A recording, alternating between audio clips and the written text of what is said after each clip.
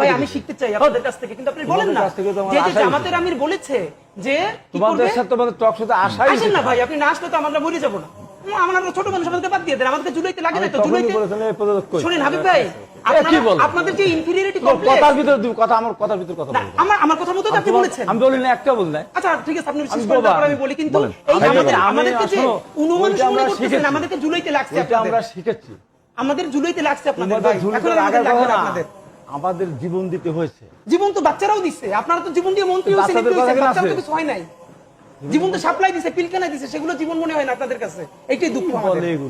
তাহলে আপনি বলেন, আপনার 47 কে কেন রাখলেন না? আপনার প্রতিবাদ কেন জানান না? জামাত কেন প্রতিবাদ জানায় না? এখানে শুনুন কথা, এদের উত্তর আছে তো। জি, মানে আপনাদের পক্ষে সব উত্তর আছে, আমরা বলে এগুলো সব বাচ্চা ছেলেদের সাথে আমাদের আনেন কেন ভাই? কি বলো তুমি?